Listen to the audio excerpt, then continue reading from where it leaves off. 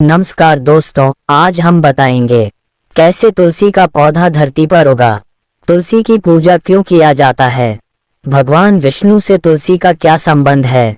दोस्तों, वीडियो के अंत तक बने रहे। इस छोटी सी कथा में बड़ी सीख मिलेगी। तुलसी विवाह की व्रत कथा। इस कथा को सुनने के बाद ही तुलसी विवाह पूर्ण माना जाता है। तुलसी विवाह देवउत्थान एकादशी को भी करवाया जाता है और कुछ लोग उसके अगले दिन द्वादशी तिथि को भी तुलसी विवाह करवाते हैं। तुलसी विवाह की पूजा में व्रत कथा को पढ़ने का विशेष महत्व होता है। तुलसी विवाह 23 नवंबर और 24 नवंबर दोनों दिन करवाया जाएगा। आइए आपको बताते हैं तुलसी विवाह की संपूर्ण कथा विस्तार से। एक बार भगवान शिव ने अपने तेज को समुद्र में फेंक दिया, जिससे एक महातेजस्वी बालक का जन्म हुआ। यह बालक आगे चलकर जलंधर के नाम से दैत्य राजा बना। इसकी राजधानी का नाम जलंधर था। जलंधर का विवाह दैत्य राज कालनेमी की कन्या वृंदा से हुआ। जलंधर महाराक्षस था। अपनी सत्ता के मद में चूर होकर एक बार उसने माता लक्ष्मी को पाने की कामना से युद्ध किया, लेकिन समुद्र से ही उत्पन्न होने के कारण माता लक्ष्मी ने उसे अपने भाई के रूप में स्वीकार किया। इसके बाद जलंधर देवी पार्वती को पाने की लालसा से कैलाश पर्वत पहुंच गया। वह भगवान शिव का ही रूप धारण करके माता पार्वती के समीप गया, परंतु मां ने अपने योग बल से उसे तुरंत पहचान लिया तथा वहां से अंतर्ध्यान हो गईं। देवी पार्वती ने क्रुद्ध होकर सारा वृतांत भगवान विष्णु को सुनाया। जलंधर की पत्नी वृंदा अत्यंत पतिव्रता स्त्री थी। उसी के पतिव्रता धर्म की शक्ति से जलंधर न तो मारा जाता था और न ही पराजित होता था। इसलिए जलंधर का नाश करने के लिए वृंदा के पतिव्रता धर्म को भंग करना बहुत आवश्यक था। इसी कारण भगवान विष्णु ऋषि का वेश धारण कर वन में जा पहुंचे, जहां वृंदा अकेली भ्रमण कर रही थीं। भगवान के साथ दो मायावी राक्षस भी थे, जिन्हें देखकर वृंदा भयभीत हो गईं।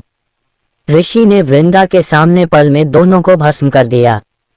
उनकी शक्ति देखकर वृंदा ने कैलाश पर्वत पर महादेव के साथ युद्ध कर रहे अपने पति जलंधर के बारे में पूछा।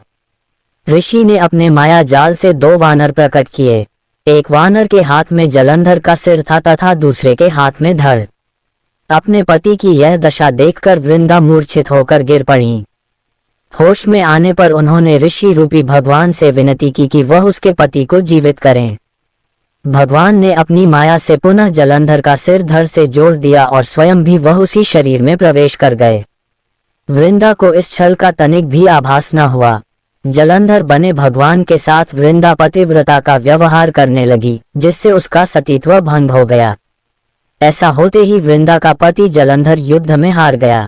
इस सारी लीला का जब वृंदा को पता चला तो उसने क्रुद्ध होकर भगवान विष्णु को हृदयहीन शिला होने का शाप दे दिया।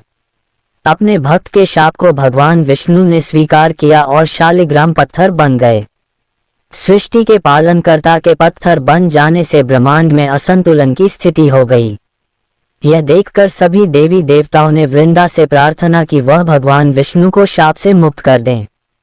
वृंदा ने भगवान विष्णु को शाप मुक्त कर स्वयं आत्मदाह कर लिया।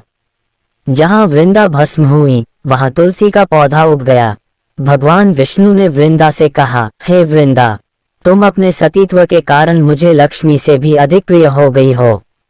अब तुम तुलसी के रूप में सदा मेरे साथ रहोगी। जो मनुष्य भी मेरे शालिग्राम रूप के साथ तुलसी का विवाह करेगा, उसे इस लोक और परलोक में विपुल यश प्राप्त होगा। ऐसी मान्यता है कि जिस घर में तुलसी होती हैं, वहां यम के दूत भी असमय नहीं जा सकते।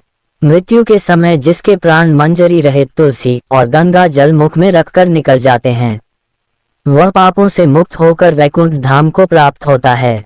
जो मनुष्य तुलसी व आंवलों की छाया में अपने पितरों का श्राद्ध करता है, उसके पितर मोक्ष को प्राप्त हो जाते हैं।